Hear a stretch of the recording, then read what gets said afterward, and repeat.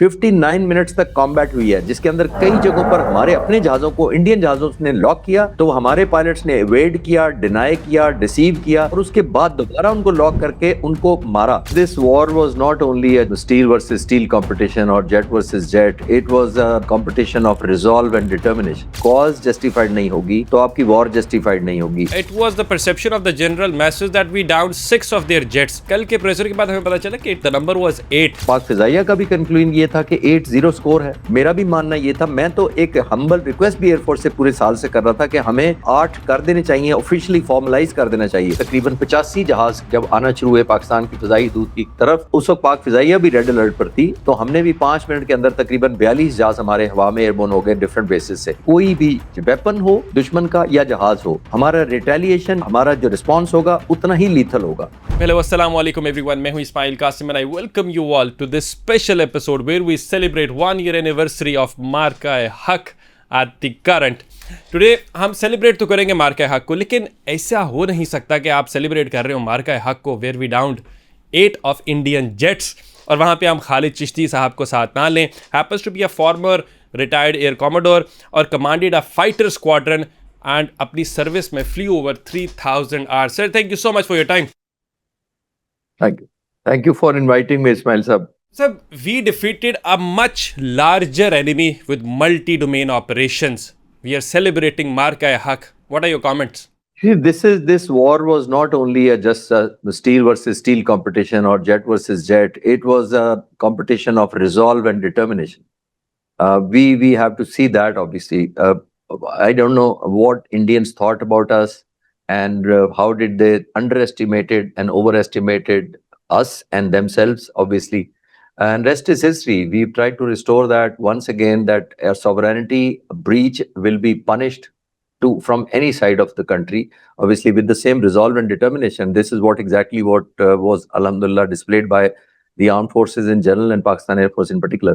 बिल्कुल ऐसे ही है सर. डीजी साहब ने अभी सेलिब्रेटिंग द मार्का-ए-हक स्ट्रेटेजिक कॉन्सिक्वेंसेस के जिक्र किया मार्का-ए-हक का, और उन्होंने इंडिया को बताया कि politicisation of Indian military leadership and militarisation of Indian political leadership.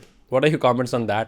देखिए, मैं तो इस्माइल पिछली जंग से ही कह रहा हूँ. जब ये हमें पता लगा था कि पॉलिटिकली मोटिवेटेड जंग है, तो मैंने 1 साल से कह रहा हूँ कि जब आपकी पोलिटिसाइज हो जाए, यानी कॉज आपकी, जिसका मतलब है कि आपकी जंग लड़ने की कॉज जस्टिफाइड नहीं है, अगर उसके अंदर पॉलिटिकल एलिमेंट भी आ गया, उसको पॉलिटिकल गेन्स के लिए इस्तेमाल किया जाए, तो मैं लास्ट 1 ईयर से कह रहा हूँ कि अगर आपकी कॉज जस्टिफाइड नहीं होगी तो आपकी वॉर जस्टिफाइड नहीं होगी, और अगर आपकी वॉर जस्टिफाइड नहीं होगी तो आपकी आर्म्ड फोर्सेस की जो परफॉर्मेंस है वो जस्टिफाइड नहीं होगी. आपने इंडिया और पाकिस्तान का एक्सट्रीम केसेस में देख लें, इंडिया की कॉज जस्टिफाइड नहीं थी, वॉर जस्टिफाइड नहीं थी, परफॉर्मेंस देख लिया आपने. अल्हम्दुलिल्लाह यहाँ पर फोर्सेस जो हमारी एक जस्टिफाइड कॉज के लिए लड़ रही थी, हमें पता था हमारी वॉर जस्टिफाइड है, हम पर थ्रस्ट की गई है, और हमने अल्हम्दुलिल्लाह परफॉर्मेंस जो दिखाई वो दुनिया गवाह है, हम नहीं पूरी दुनिया मुतरफ है उसकी. तो आई थिंक पहली कंडीशन या शर्त ही जंग के अंदर ये होती है कि आपकी फोर्सेस को पता हो कि वो एक कॉज के लिए लड़ रही हैं. हमें पता था कि हमको regional hegemony, regional design, global dominance के लिए नहीं लड़ रहे थे, हम एक रिस्टोर करना चाहते थे. अगर किसी के ज़हन में कोई इंप्रेशन या मिसपरसेप्शन बन गई थी कि हम पर वो एक न्यू नॉर्मल थोप सकता है, वो हमने ना सिर्फ डिनाई किया, बल्कि मैंने जैसे कहा कि रिस्टोर कर दिया in the minds and hearts of the enemy कि there will be a high price which you will pay अगर हमारी सॉवरेनिटी को ब्रीच करने की कोशिश करेगा कोई. बिल्कुल ऐसे ही है. लेकिन through out the year it was the perception of the general message that we down 6 of their jets, लेकिन कल के प्रेशर के बाद हमें पता चला कि the number was 8 and we were celebrating 6. जी, वो उसकी वजह ये है कि देखिए, जब ये 6 हुए थे शुरू में, और मेरे लिए बड़ा ऑनर है कि मुझे बताया गया था उस रात को तकरीबन 1:30 बजे and follow up till early morning, तो उस वक्त मुझे यही बताया गया था. मैं प्रिविलेज समझता हूँ कि पाक फिजाई ने मेरे पर ट्रस्ट किया, उनकी लीडरशिप ने, मुझे ही सबसे पहले बताया गया था, मुझे इजाज़त दी गई थी कि मैं मीडिया के साथ शेयर कर लूँ. तो उस वक्त हमने 6 कह के 5 किए थे, मुझे 6 बताए गए थे, फिर उन्होंने कहा था 5 कर दें, क्योंकि हम हर क्राइटेरिया को मीट करना चाहते थे, और छठे के लिए एक क्राइटेरिया मिसिंग था, जो कि था एयरक्राफ्ट रैकेज ग्राउंड पर जो मलबा नहीं मिल रहा था छठे का हमें इंडियन साइड पे. तो हमने फिर छठा अनाउंस नहीं किया था. मैंने ऑन मीडिया उसी वक्त कहा था कि टोटल 6 है, ऑफिशियली मैं 5 कह रहा हूँ, छठा इंशाल्लाह ऐड होगा. फिर आने वाले वक्तों में तकरीबन 1 साल तक मैं रिसर्च कर रहा था इस टॉपिक पर. मैं पाक फिजाई का एक दफा फिर मशकूर हूँ, उन्होंने मेरे पे ट्रस्ट किया और मुझसे डाटा शेयर किया. اور میں اس طرح بھی اپنے آپ کو پرویلیج سمجھتا ہوں کہ میں نے وہ تمام شوٹنگ، ان کی ڈاکومنٹریز، ان کا ریکارڈ، ان کا ویڈیو ریکارڈنگ، کاکپٹ ریلز، تمام کی تمام میں دیکھی ہیں میں نے. تو اس ریسرچ کے دوران پاک فضائیہ کا بھی کنکلوژن یہ تھا کہ 8-0 سکور ہے. میرا بھی ماننا یہ تھا. میں تو ایک ہمبل ریکویسٹ بھی ایئر فورس سے پورے سال سے کر رہا تھا کہ ہمیں 8 کر دینے چاہیے، آفیشلی فارملائز کر دینا چاہیے. لیکن ایئر فورس انیشلی یہ سمجھتی تھی کہ ہم ری وزٹ نہیں کرنا چاہتے، ہم گریسفل ایگزٹ کر چکے ہیں، دنیا مانتی ہے، تو ہمیں ضرورت نہیں ہے مس. یہ میں بہت شکر گزار ہوں اللہ تعالیٰ کا بھی اور پاک فضائیہ کا کہ انہوں نے 8-0 اس کو اس لیے کیا. اور میرا ماننا بھی تھرو آؤٹ یہی تھا اسماعیل صاحب کہ میں یہ کہتا تھا کہ پاک فضائیہ کو گلوریفائی کرنے کے لیے 8-0 نہیں کر رہی تھی، یا نہیں کرنا چاہیے ان کو ہسٹری کو ریکارڈ سیٹ کرنے کے لیے تو 8-0 شامل کرنا چاہیے.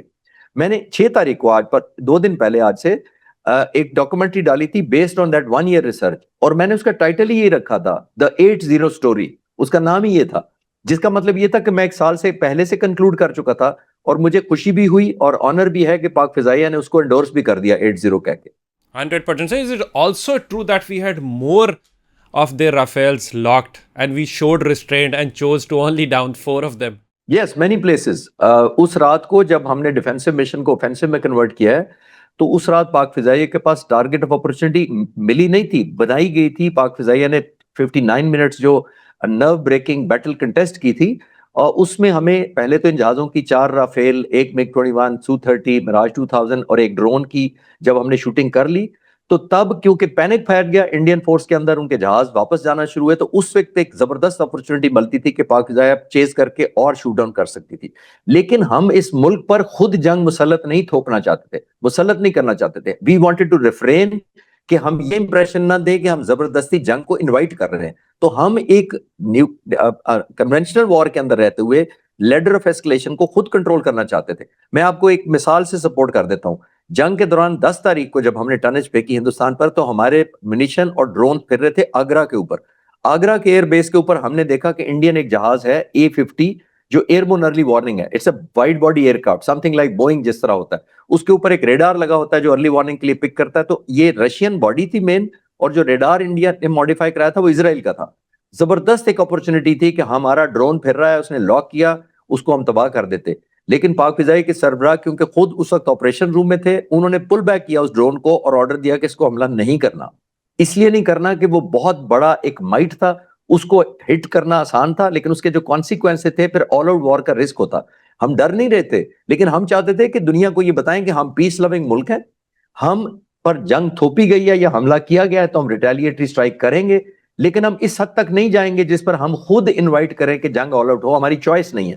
تو یہ بہت بڑا اسماعیل بھائی ہوتا ہے ریسٹرین کرنا جنگ کے اندر. جب آپ ایڈوانٹیج پوزیشن پہ ہوں اور اپنے آپ کو ریسٹرین کرنا، یہ اس سے بھی بڑی بہادری کی کیٹیگری میں گنتا ہوں. یہ میں دیکھ کر آیا ہوں ساری فوٹیجز. میں آپ کو کنفرم کر سکتا ہوں کہ پاک فضائیہ نے بہت ریسٹرین کیا just to keep the ladder of escalation under control and under Pakistan control.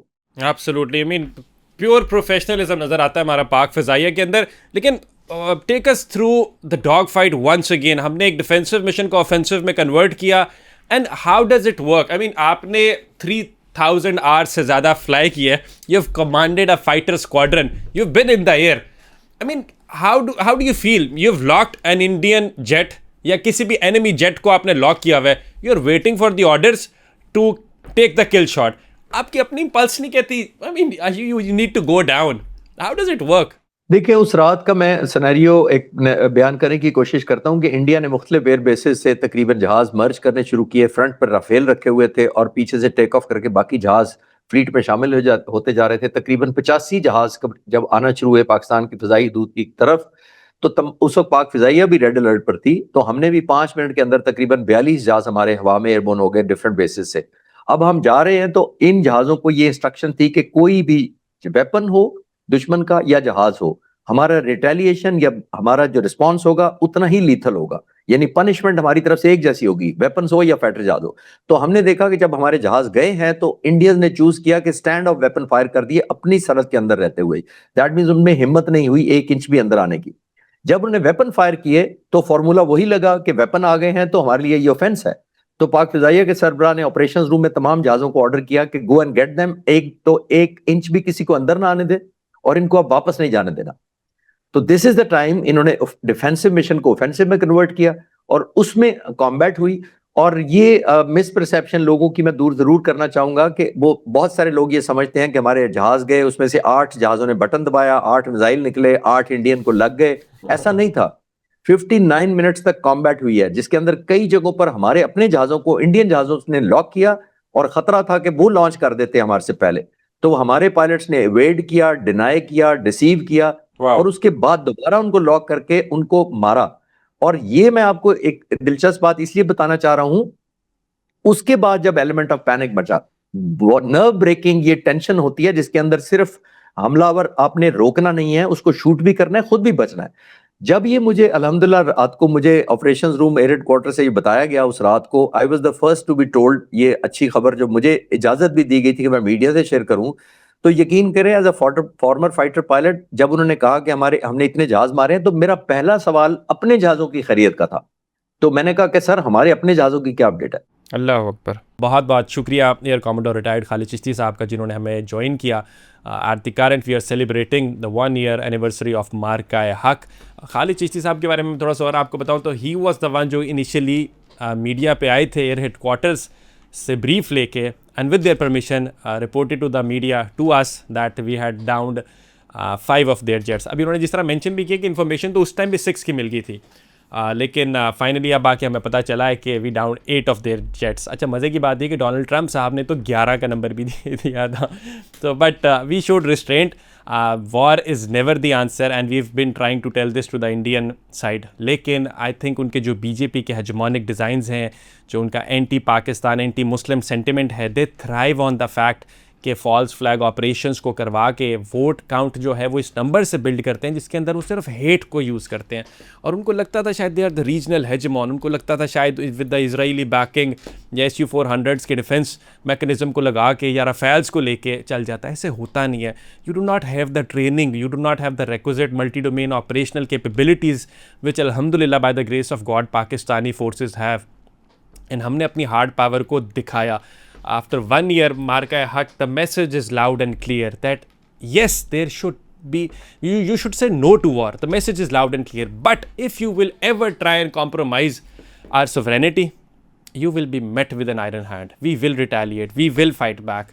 And we have shown it to you and to the world that our fighter pilots, mashallah, are very, very, very capable. اور ہم نے دکھایا بھی اس رات کے اندر. So, for those of you who do not recall, let me tell you that it was the greatest ever dogfight recorded in history. I mean almost 120 to 140 jets were in the air at the same time.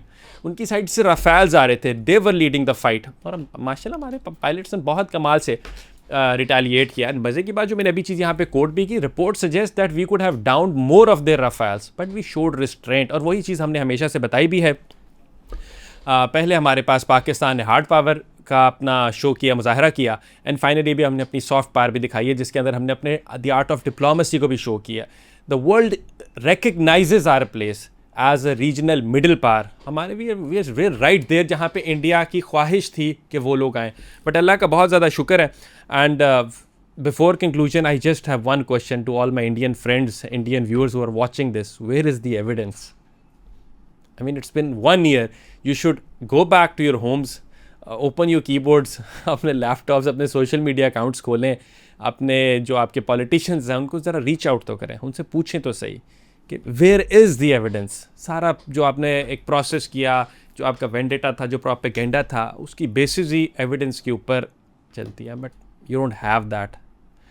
Any way جی، بہت بہت شکریہ آپ کا. آئی thank Khalid Chishti sahab once again. Dearly hoping that you enjoyed the conversation. اور India کے لیے message loud and clear ہے، اپنی سائڈ پہ رہیں. This is me Ismail Qasim signing out. Until next time, اپنا بہت سارا خیال رکھیے. اللہ حافظ.